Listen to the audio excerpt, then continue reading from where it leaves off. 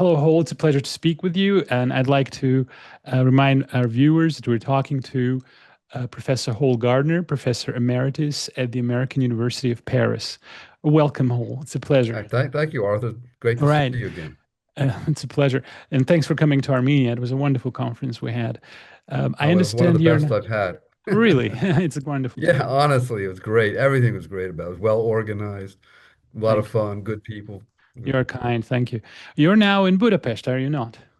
Yes, I'm on a fellowship for the Hungarian Institute of International Affairs. Well, you Just almost hosted two world leaders recently, even though that meeting that, fell that through.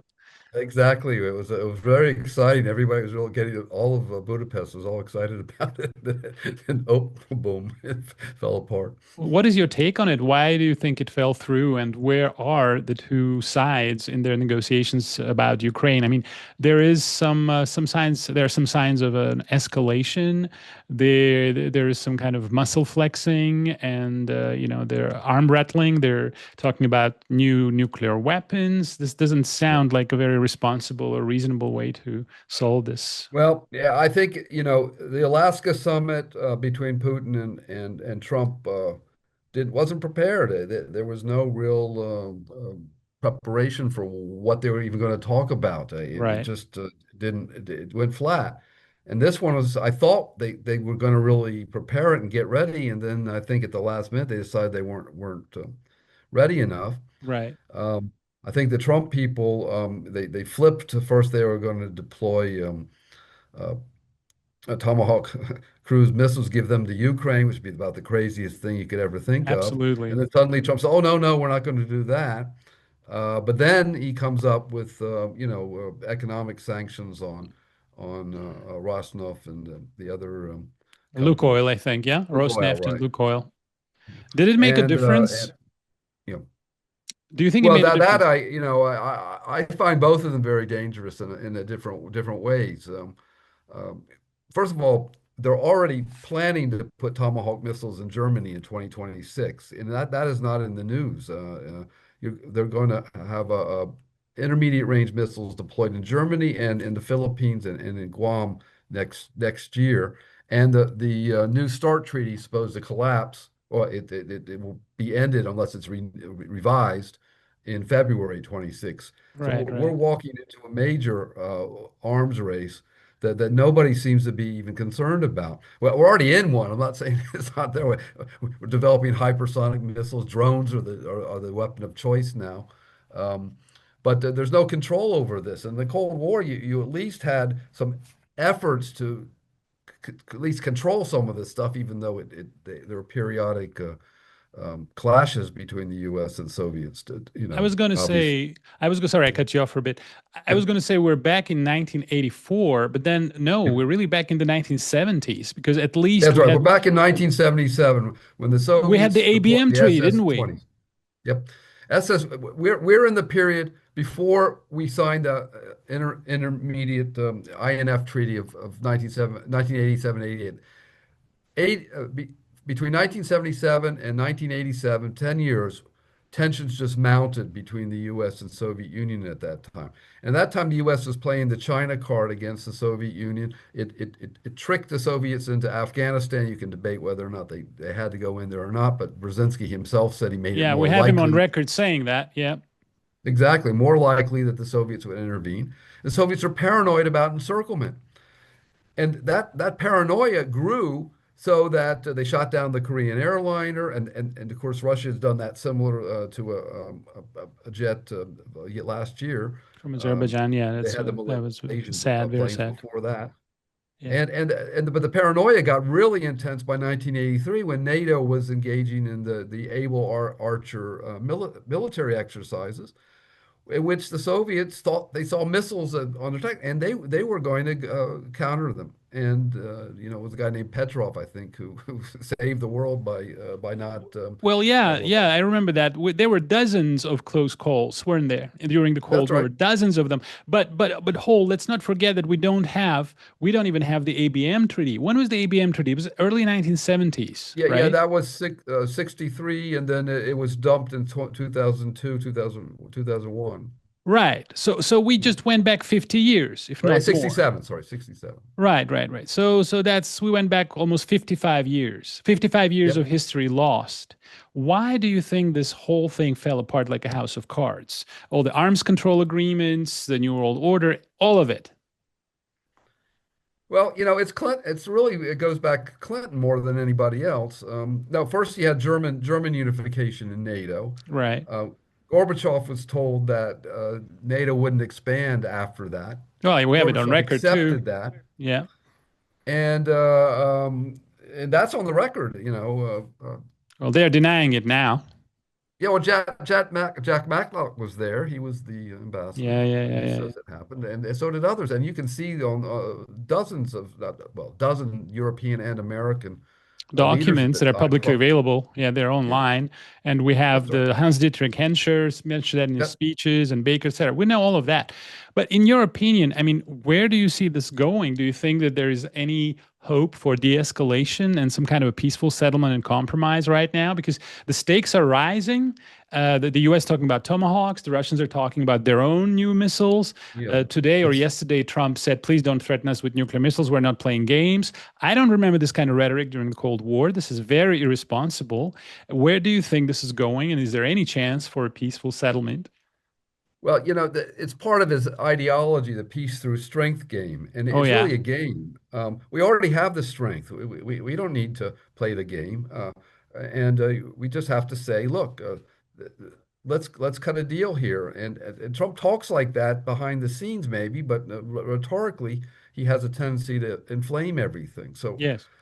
I'd like to see him, you know, began to say, look, let's rationally deal with this crisis and try to draw some lines here, Yes. lines in Ukraine.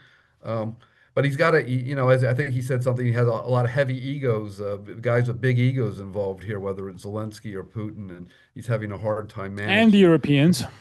And the Europeans too, who are building up. I mean, Macron's talking about extending nuclear deterrence over all of Eastern Europe. The Germans are building up, and the Poles are building up. So we're back to So basically world history 101. This has been happening for 3,000 years. We've learned absolutely nothing. Let's imagine there is some kind of compromise. Some territory is conceded, even though Zelensky says he won't. What happens after that? What if we have a North Korea, South Korea scenario with some kind of like a frozen conflict, let's say along the lines of where it is today?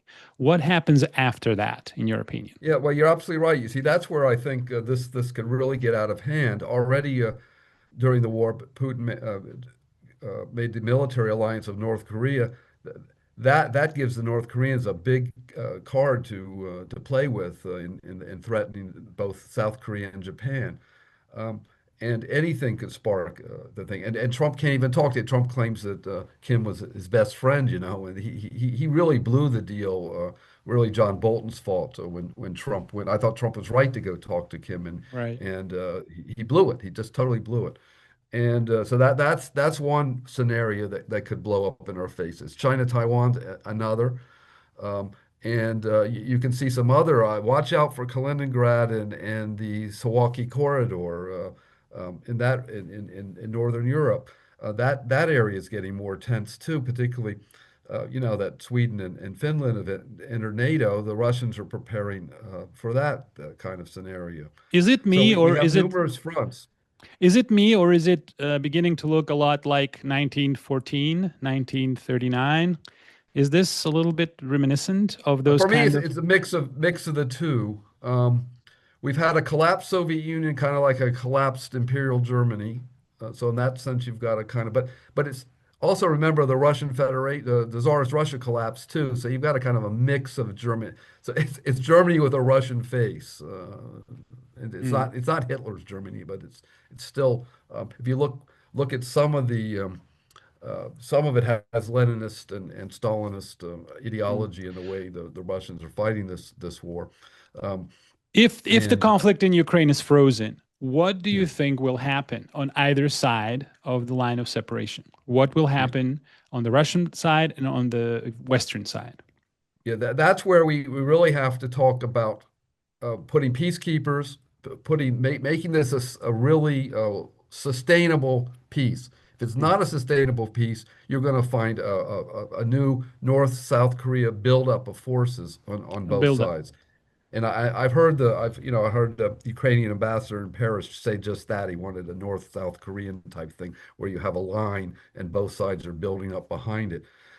That's not the scenario we need to put neutral peacekeepers acceptable to both Ukraine and Russia Right. along the lines of control.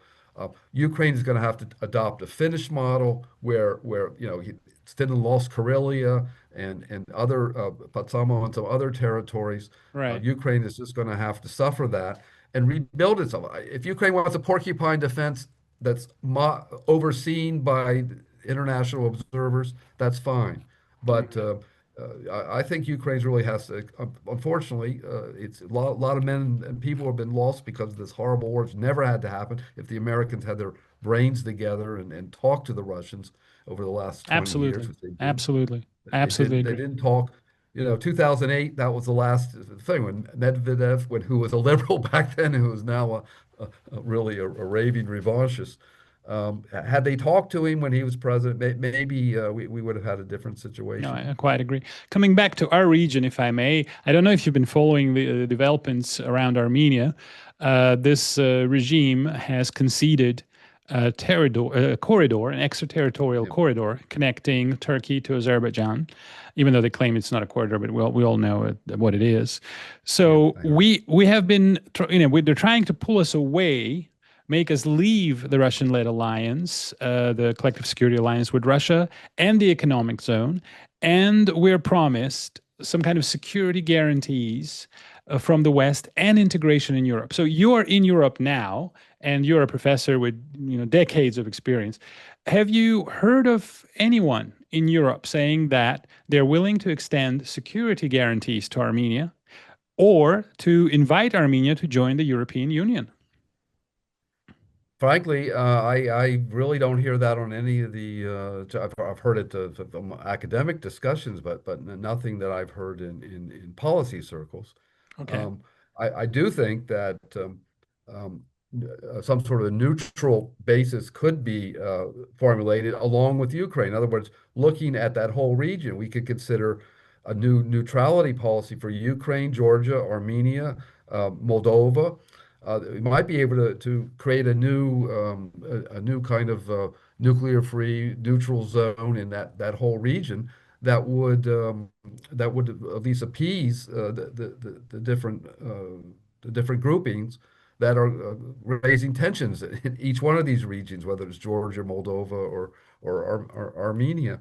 Hmm. Um, But no and security so alliance or security guarantees, right? Because we were told by yeah. the people who receive a lot of money from the West, a lot of grants, millions and dozens of millions of dollars, we are Mhm. told on a daily basis that the US and Europe are willing to guarantee our security. Do you see the US deploying its forces in Armenia or inviting us to join NATO or signing a bilateral treaty with Armenia or defending us like it's defending Israel? No, I honestly don't because there's no NATO enlargements pretty much off the table, and Right, that's why we need new thinking on the whole region.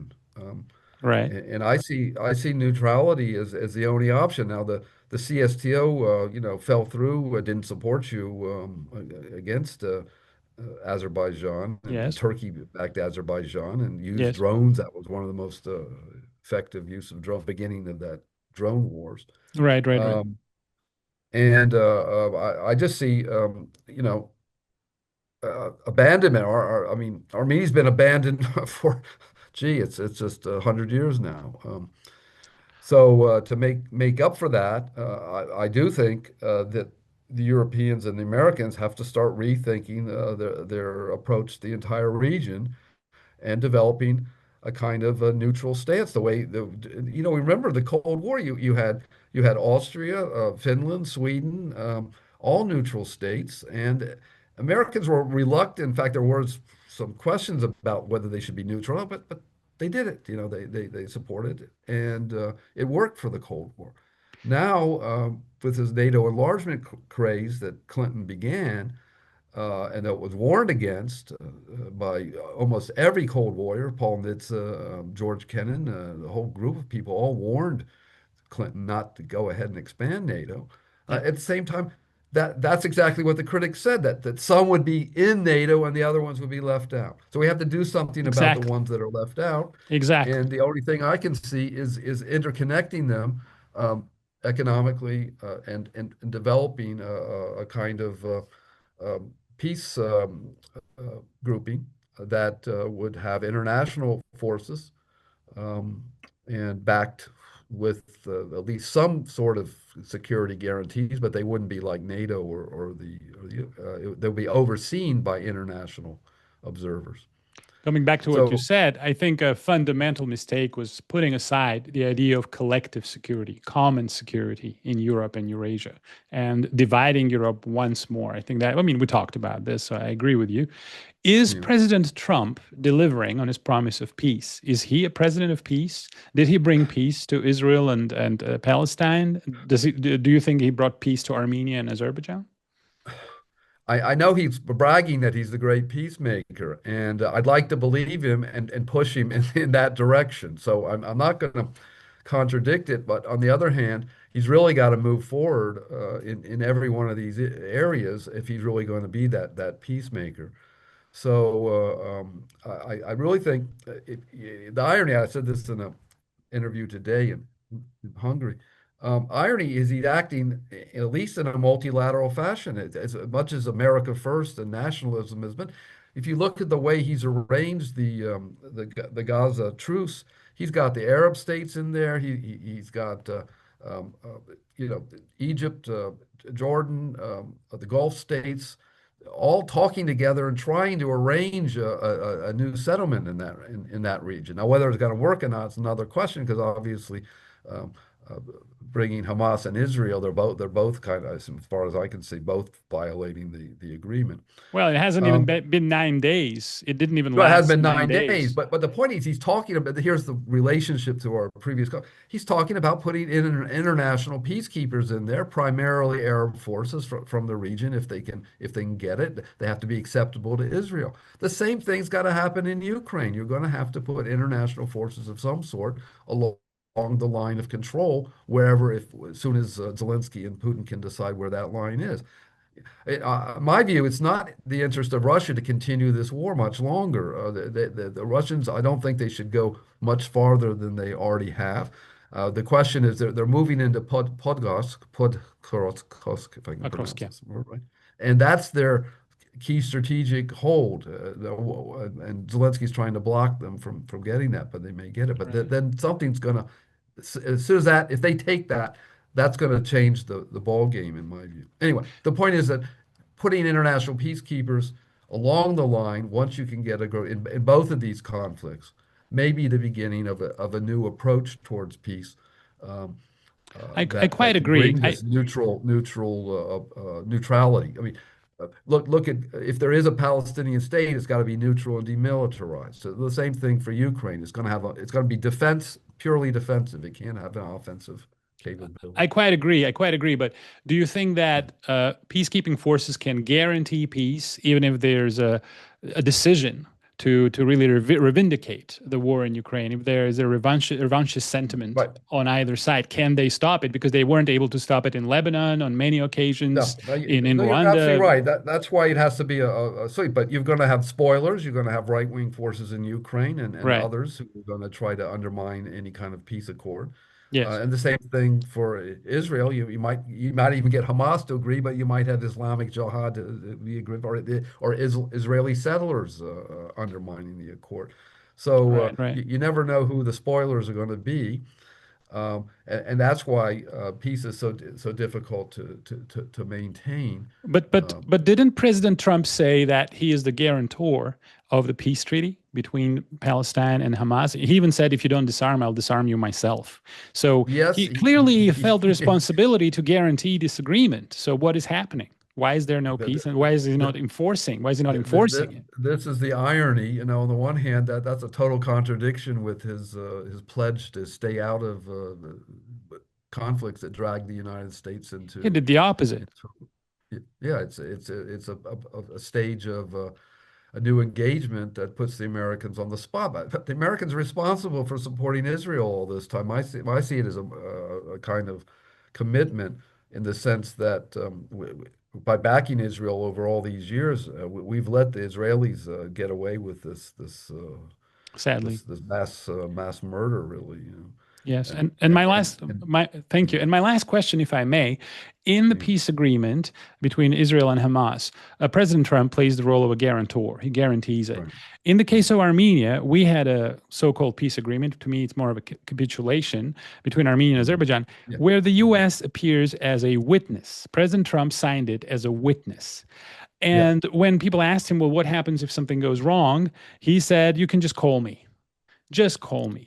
Do you think that the US has any obligation to enforce the peace treaty between Armenia and Azerbaijan or any interest in doing so, provided that it's not a guarantor, it only signed as a witness, and President Trump will be out of office in 3 years, after which his phone number will probably no longer be relevant? And who are we going to call then?